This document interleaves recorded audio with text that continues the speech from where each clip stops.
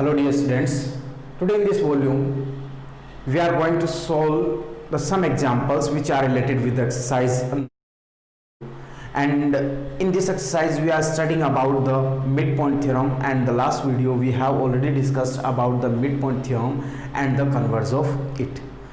So our today's first example is example number 7, and which is related with the example 2.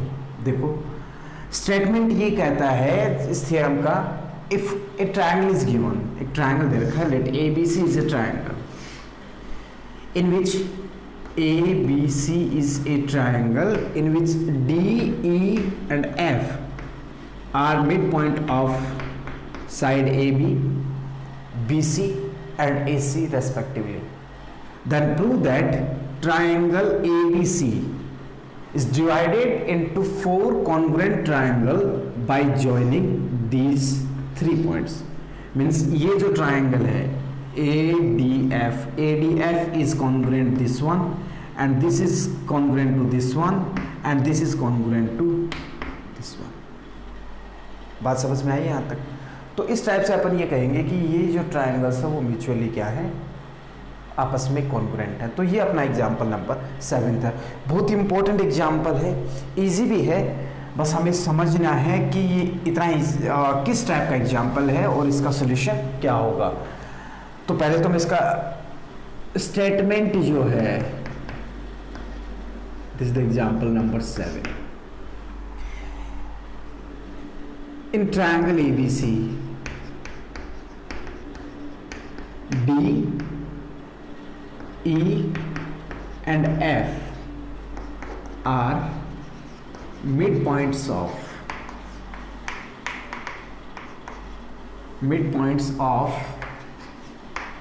sides AB, BC and AC respectively.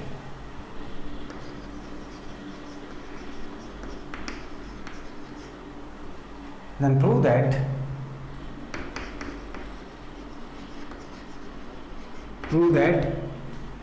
AB triangle ABC divided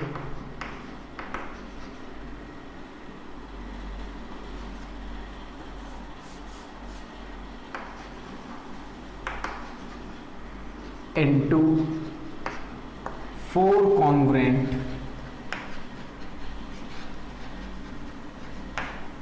triangles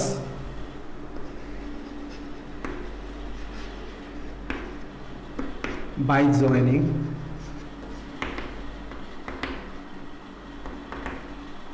midpoints.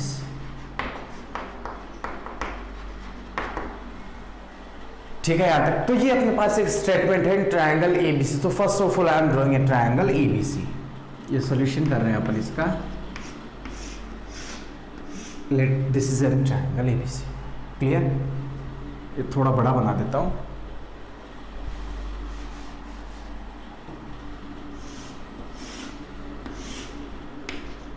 A, B and C. D is the midpoint of AB. तो ये midpoint है, it means these both part are equal. E is the midpoint of BC, it means these both part are equal. And F is the midpoint of AC. तो ये तीनों part equal होंगे. ये F लिया मैंने इस type से. बात समझ में आई? Midpoint of side AB, BC and AC respectively prove that triangle ABC divided into 4 congruent triangles by joining midpoints. तो यदि हम इन मिड पॉइंट्स को ज्वाइन करवाएं तो हमें ये जो 4 ट्रायंगल मिलेंगे वो क्या होंगे, कॉन्ग्रुएंट होंगे. First of all given that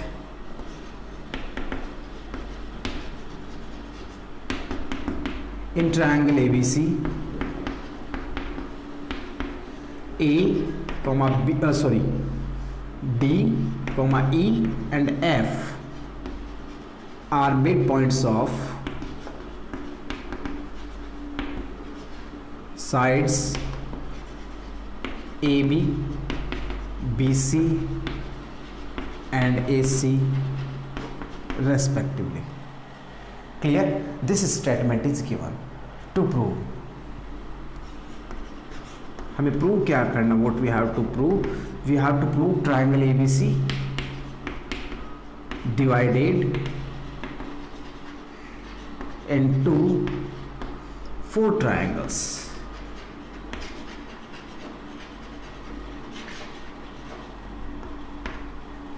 clear? ये हमें प्रूव करना है। अब इसके प्रूफ के बारे में बात करते हैं। देखो मिड पॉइंट थ्योरम का स्टेटमेंट ये था, if we will join mid points of any two sides in a triangle, if we will join any mid point of any two sides, there this side line segment, ये जो हमें नया line segment मिलेगा, मैं इसको DE बोल देता हूँ, ABC ये ट्रायंगल होगा, DE will be parallel to BC, will be parallel to third side, and DE क्या होगा, is parallel to BC, and DE is half of BC। ये स्टेटमेंट था हमें, है ना, याद आया? तो इसका क्या मतलब हुआ, DE इसके क्या हो जाएगा, पैरेलल हो जाएगा। तो ऐसे DF is parallel to BC होगा। बात समझ में आई? तो हमें बस यही मिड पॉइंट थ्योरम यूज में लेनी है इनमें कैसे भी करके, और हमें एक रिलेशन बिल्डअप करना है इनके लिए। तो चलिए करते हैं स्टार्ट। पहले तो देखो मैं ये बता देता हूँ, देखो here using the mid point theorem, divide कर लेता हूँ मैं बोर्ड को। एक तो हम यहाँ कर लेंगे, क्वेश्चन लेंदी जाएगा वैसे, using the mid point theorem.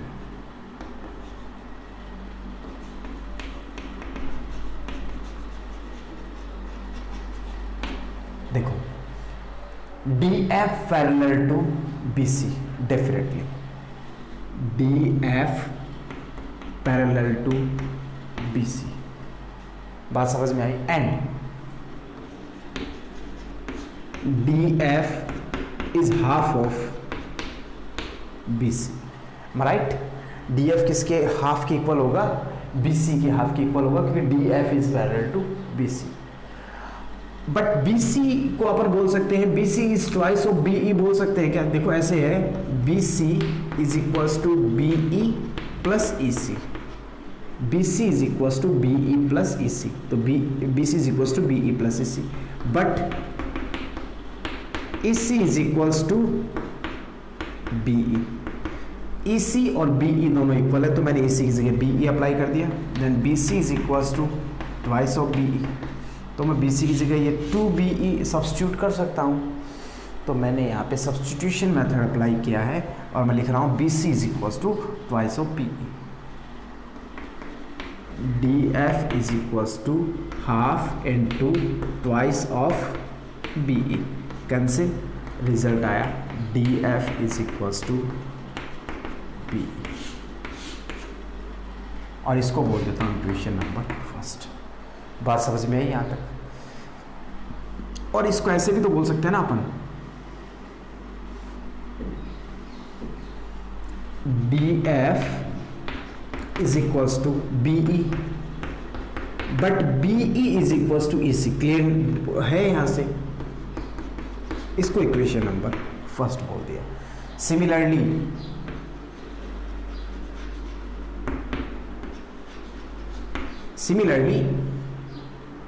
ED या फिर DE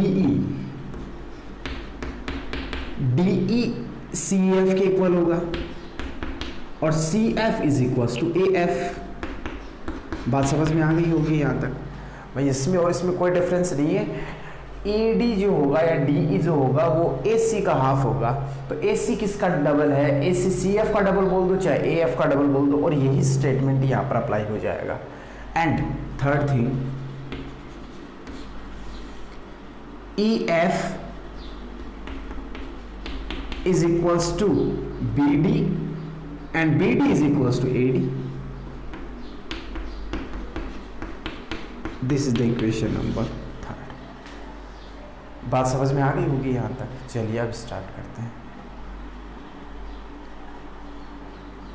और हाँ ठीक है, अब मैं ये ले रहा हूँ from triangle ADF and triangle EDF, from triangle ADF and triangle EDF।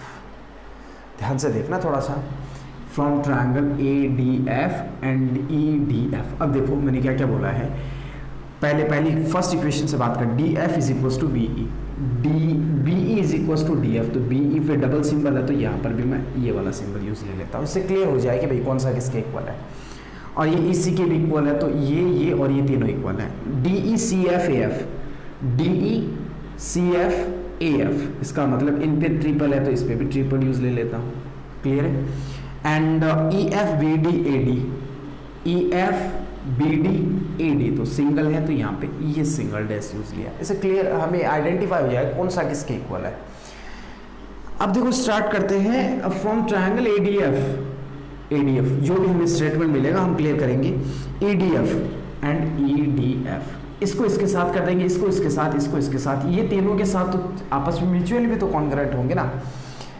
तो मैं पहले ये सेंटर वाला ट्रायंगल लेता हूँ, from triangle EDF and triangle ADF। देखो इस ट्रायंगल की ये side EF is equals to, EF किसके इक्वल है, AD के। और ये कौन सी इक्वेशन में है, EF is equals to AD ढूंढो कहाँ पे, AD and EF from equation third.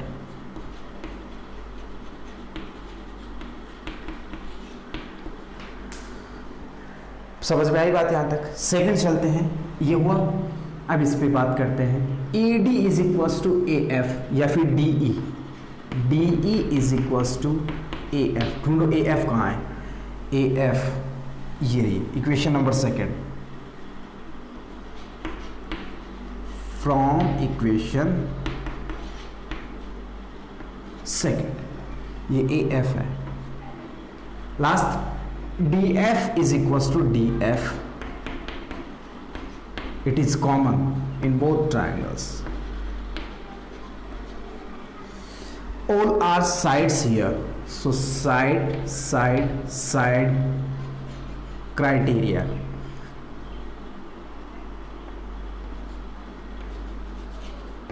Of congruency. तो मैं पहले कोई रैंडम ये ट्रायंगल सेलेक्ट कर लेता हूँ, ADF, triangle EDF is congruent to triangle. देखो ED किसके इक्वल है, ED इक्वल्स टू AF, ठीक है। तो या तो आएगा यहाँ पे AF या फिर आएगा FA, इन दोनों में से कोई एक स्टेटमेंट होगा। फिर क्या है DF is equals to DF, तो डेफिनेटली F ये आएगा, AFD, ट्रायंगल AFD। ठीक है यहां तक। अब एक और इन दोनों के बीच में रिलेशन करते हैं। अगेन फ्रॉम ट्रायंगल, वही सेलेक्ट कर लेता हूं, कौन सा, EDF, triangle EDF and triangle BDE, triangle BD।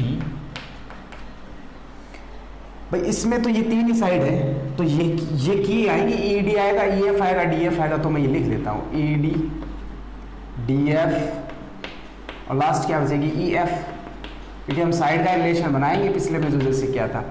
ED is equals to ED, इसके देखो BDE में ED, इस ट्रायंगल में आओ, AD is equals to ED, ये तो कॉमन है, ED इज इक्वल्स टू, दोनों ट्रायंगल में AD is equals to AD, it is common.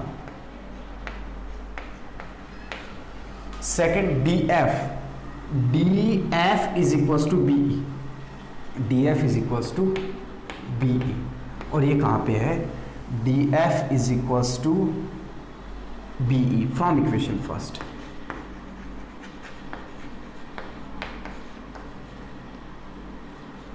Clear है बात यहाँ तक। थर्ड EF का रिलेशन ढूंढो, EF यहाँ नहीं है, यहाँ पर भी नहीं, ये रहा, EF is equals to BD है क्या इसमें, ये रहा, तो EF is equals to BD, question number third. और वो यहाँ से भी क्लियर होगा, EF is equals to BD। And this is a from equation third थी ना, ये थर्ड थी, D F is equal to B E, इससे ई एफ, हाँ ठीक है, equation number third. Again triple S criteria of congruency. Using this criteria of congruency we can say that triangle, कौन सा, हम एक ट्रायंगल कांस्टेंट करेंगे ये ई डी एफ, क्योंकि ई डी एफ सबके लिए कॉमन रहेगा। E D F is congruent to, E D किसके इक्वल, ई डी के, तो या तो डी ई होगा या फिर ई डी होगा, इन दोनों में से कोई एक होगा। फिर D F is equal to B E, तो ई ये हो सकता है, D F is equal to E B या बी ई जो भी है, तो ये आएगा D E F, triangle D E B, या फिर बी यहाँ पे अप्लाई करके देख लो, आपको congruent A D is equal to A D तो मिला, D F is equal to D B, D F is equal to D B नहीं है, बी ई है, तो इसका मतलब ये सही है और ये रॉन्ग है। बात समझ में आई। सिमिलरली थर्ड पार्ट अपन सिमिलरली करके लिखते हैं, क्योंकि दो प्रूव कर चुके हैं अपन। Similarly triangle E D F is congruent to triangle E D F, इसको ये इसके भी कॉन्ग्रुएंट होगा। चलिए करते हैं, देखो कैसे होगा। E D is equal to C F होगा, तो E D is equal to या तो सी एफ आएगा या फिर एफ सी आएगा, दोनों में से कोई एक आएगा। फिर E D then D F किसके इक्वल है, ई सी के, तो ई सी, इसमें तो ई लगा दोगे और ई बचा, तो ये आएगा देखो ई सी, सेकेंड पार्ट में एफ सी, ये ट्रायंगल एफ सी। बात समझ में आई। So triangle E D F is congruent to triangle A F D is congruent to triangle E D F, वापस से किसके कॉन्ग्रुएंट है, देखो यहां से D E B, and this is congruent to triangle, देखो ये वापस इसके इक्वल है ट्रायंगल एफ सी ई, और ये first triangle, second triangle, third triangle and fourth triangle, जो कि हमने म्यूचुअली क्या कर दिया, कॉन्ग्रुएंट कर दिया। Therefore we can say that ABC divided into four congruent triangles by joining these mid points. बात समझ में आई। हाँ, लेंथ है क्वेश्चन की, लेकिन स्मूथ है, इजी है, ज़्यादा कोई पजल्ड केस भी नहीं है, स्टेटमेंट बहुत इजी है, क्लियर हो रहा है हर एक चीज़ पॉइंट टू पॉइंट। और यदि किसी पॉइंट पे आप डिफिकल्टी फील कर रहे हैं तो एक बार वापस रिवाइंड जाएं and check the video again. I hope so you understood, so pause the video and note it down. Now I am starting the next example, example number 8।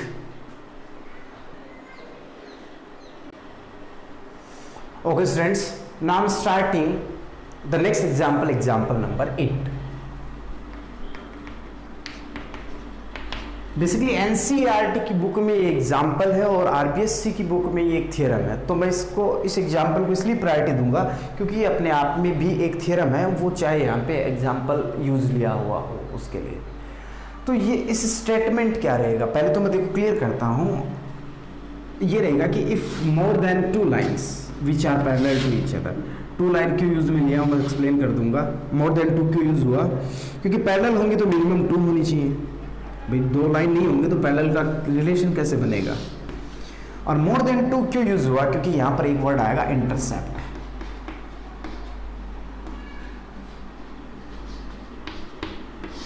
Intercept, अब इसका meaning क्या होता है ये भी अपन समझेंगे। मान लो जो बुक का स्टेटमेंट वो यूज ले रहा हूं, L M and N, these three lines which are parallel to each other. P and Q lines को हमेशा स्मॉल लेटर से डिनोट किया जाता है। P and Q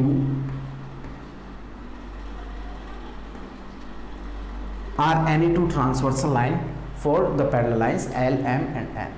then intercept cut off by the line L M and N, these are, मैं ये मान लेता हूं ए बी सी। इंटरसेप्ट किसको बोलते हैं, intercept is a part of transversal line between these between two parallel lines। क्या कहेंगे अपन, intercept, it is a part of transversal line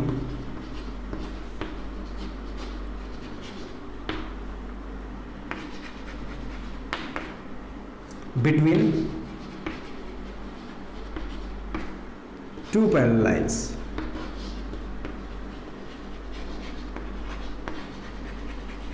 इसको बोलते हैं intercept. Intercept it is a part of transversal line between two parallel lines. तो ये transversal line है, इन दोनों के बीच में ये पार्ट बना ए बी। तो ए बी को क्या बोलेंगे, इंटरसेप्ट बोलते हैं। एंड बी सी भी अपने आप में क्या हुआ, एक इंटरसेप्ट हुआ। If these both are equal,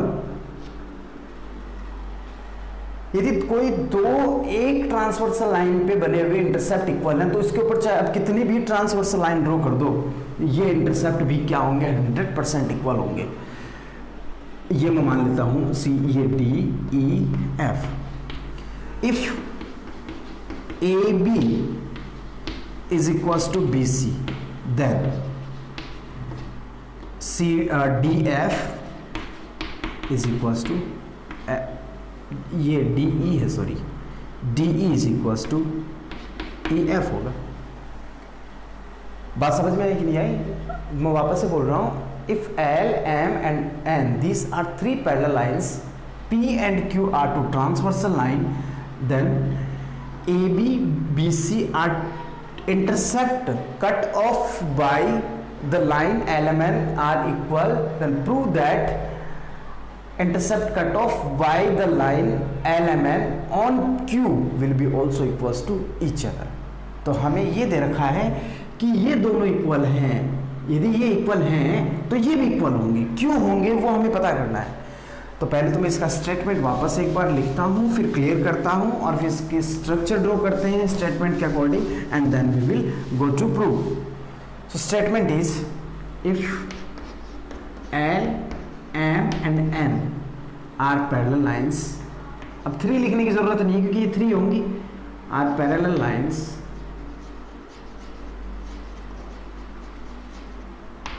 and P, Q are transversal lines।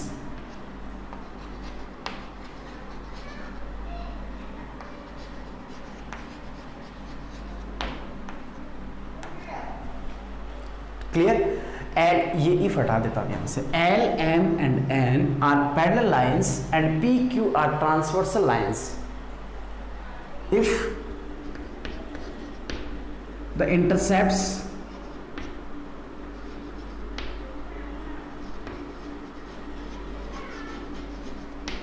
A B and B C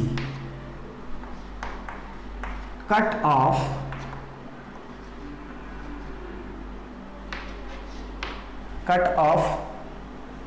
by L M N on P by lines L M and N on line P are equal, then prove that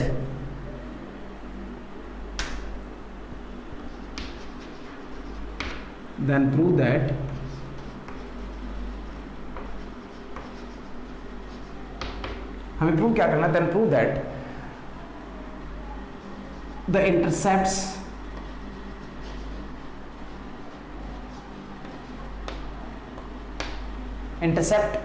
DE, EF, cut DE, EF cut off by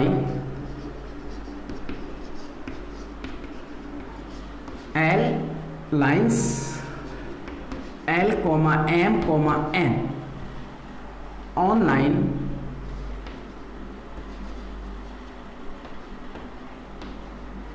Q will also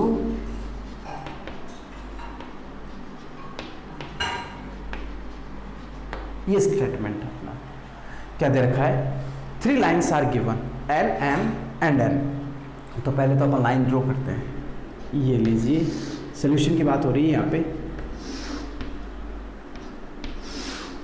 ये लगे ना तो भी मान लेना कि ये parallel ही है, ठीक है ना। आप देखो क्या क्या है हमारे पास, this is the line L, this is the line M and it is the line N, और हम बात कर रहे हैं सोल्यूशन की। Line M L M and N are parallel to each other. ये कोई लाइन कंसिडर कर लेता हूं मैं P, which is intersecting L at A, M at B and N at C. Clear? Lines P Q R P and Q are transversal line if, ये if है, if the intercepts AB and BC, AB and BC here पहले given that line P is parallel L is parallel to M and M is parallel to N, ये हमें दे रखा है। चलिए फिर डिस्कस करते हैं आगे। ये तीनों पैरेलल है और इसके बाद में P, Q are transversal line,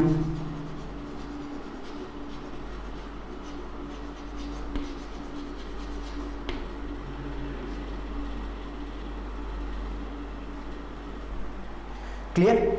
हमें और इसके बाद में क्या दे रखा है, A B is equal to B सी,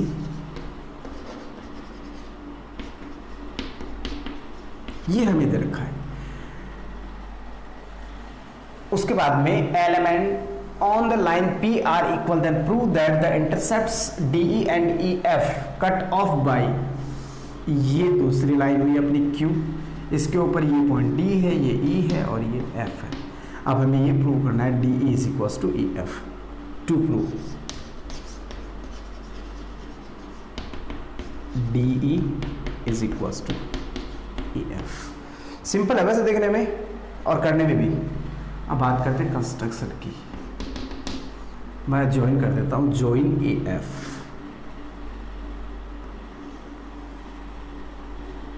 और ये पॉइंट मान लेते हैं अपन, जी मान लेते हैं। Join A F which meets B E at point G. देखो गिवन में और कंस्ट्रक्शन में वही चीज़ें लिखनी होती है जो आपको क्वेश्चन में दे रखी हो और जो आपने खुद से एज्यूम की है। इसके अलावा कोई भी इंपॉर्टेंट नहीं थिंग यहाँ पे अप्लाई करनी नहीं होती। और ये अपने आप पे जब थियरम करते हो तो इनका भी एक वेटेज होता है। यदि आप लिख दोगे तो आपको मार्क्स मिलेंगे, और यदि आप यदि नहीं लिखते हो, डायरेक्टली क्वेश्चन को सिंप्लीफाई करते हो, तो आपके मार्क्स डिडक्ट होंगे। ये अपनी कंस्ट्रक्शन हुई। अब बात करते हैं प्रूफ की। प्रूफ देखना, बहुत स्मूथ प्रूफ है इसका। मैं ये ट्रायंगल से, ये देखो एक ट्रायंगल बना है using triangle A C F, triangle A C F. A C F में देखो B and G are the, sorry, B is midpoint of, B देखो midpoint है AC का, B is the midpoint of AC, और BE इसके parallel है CF के, तो BG भी तो पैरेलल होगा ना CF के, BG is parallel to CF। बात समझ में आई? तो अब मिड पॉइंट का कन्वर्स क्या था, using the mid point by converse of midpoint।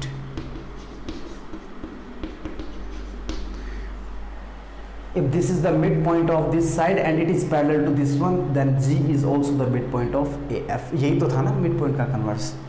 So G is also the midpoint of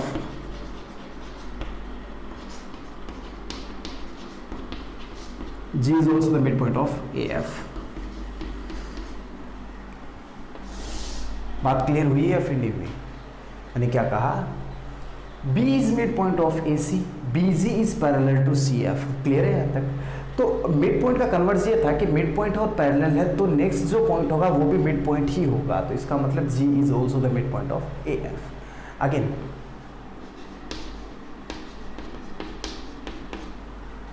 again from triangle, एक ट्रायंगल देखो ये बन रहा है एफ डी ए, ऐसे करके एफ डी ए, यहां ड्रॉ कर देता हूं F D A.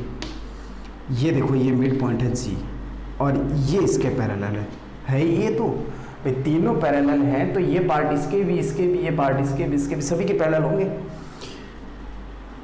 Ji is a mid point of, G is mid point of F, यहां पे क्या था ए था, mid point of A F, and G यहां पे पॉइंट है E, and G E is parallel to A D. Again same concept by the converse of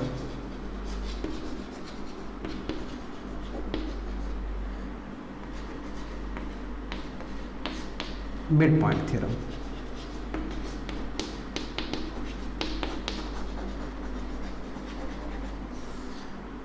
mid point theorem से अपन क्या बोल सकते हैं, E is mid point of, E किसका मिड पॉइंट होगा, डी एफ का। If E is the mid point of D F, it means E divides D F into equal parts, तो क्या होगा, B E is equals to E D, so B E is equals to E D, hence proved. बात समझ में आई क्या, D E is equals to E F कहाँ से आया, अच्छा ये है, D E is equals to E, B नहीं है एफ है, एफ ई, तो आप इसको ई डी या फिर D E is equals to E F भी कंसिडर कर सकते हो, D E is equals to E F. बात समझ में आई। ये अपने एग्जाम्पल कंप्लीट हुए जो कि इम्पोर्टेंट एग्जाम्पल थे और रिलेटेड थे पिछले लास्ट थियरम से, तो मैंने एक्सप्लेन कर दिया है। आई hope so you understood, and if you feel any kind of the difficulty, then pause the video again and check it out.